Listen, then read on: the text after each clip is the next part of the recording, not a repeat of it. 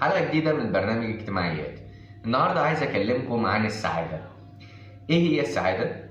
وإزاي أكون سعيد؟ ده الموضوع اللي إحنا عايزين نناقشه النهاردة. طيب، أنا في وجهة نظري بمنتهى البساطة كده، السعيد أو اللي حياته هادية ومستقرة هو الشخص اللي لا بيفكر في اللي فات ولا بيفكر في اللي جاي، هو بيفكر في النهاردة وبس.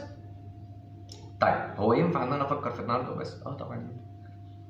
بمنتهى البساطة، بدل ما تيجي تنام وتقعد بقى تقلب في اللي فات، واصل كان الموقف ده المفروض ارد عليه كده، والموقف ده كان المفروض اعمل فيه كده، ملوش لازمه خلاص. انت مجرد ان انت بتتعلم من اللي فات، يعني اللي حصل حصل، ما تقلبش في الماضي. خد من الماضي كده العبره، اكتب لنفسك كده مذكره او مذكرات، وقول انا كان يعني استفدت كذا وكذا، خسرت كذا واستفدت كذا من التجربه الفلانيه، وما تكررهاش. خلاص، اتفق مع نفسك ان انت مش هتكررها. طيب، وبالنسبه لبكره، انت شايل هم بكره ليه؟ محدش ضامن عمره، دي حاجه حقيقيه. افكر في بكره ليه؟ لا، ما افكرش. انا اعمل بس الخطوات اللي انا عايز اعملها. انا ما بقولكش ما تخططش لمستقبلك، لا، خطط لمستقبلك وارسم خطه واعمل كل حاجه، بس سيبها على ربنا. فكر في اللحظه اللي انت عايشها. فكر كده من ساعه ما تصحى الفجر او تصحى الصبح لغايه بعد ما العشاء وتيجي تنام. هو ده الحياة اللي انت عايشها. فكر ان انت تعمل حاجة كويسة، فكر ان انت ما تعملش حاجة تضرك او تضر الاخرين، وانت هتبقى مبسوط. هتبقى حياتك هادية ومستقرة، لا فيها اللي فات ولا فيها انشغال باللي جاي.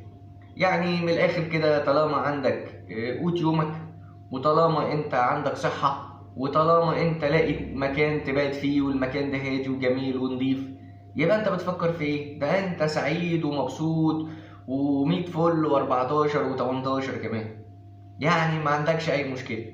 انت بقى اللي بتجيب لنفسك المشاكل، انت بقى اللي بتقعد تجيب الافكار السلبية وقت ما تحط راسك على المخدة وتفضل تفكر وتقول ده انا عملت وسويت وبكرة هعمل وبكرة هسوي. ما تفكرش، اكتب كده بس انت بكرة عايز ايه من بكرة.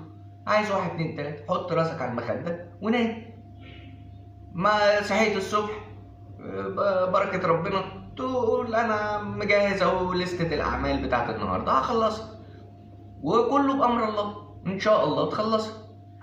كله بامر الله. يبقى انت تشيل هم الدنيا ليه؟ ما تشيلش هم الدنيا، وسيب بكرة على بكرة، وسيبه على ربنا سبحانه وتعالى، وخليك في اللي فات خلاص انساه واستفيد منه وشكرا على كده.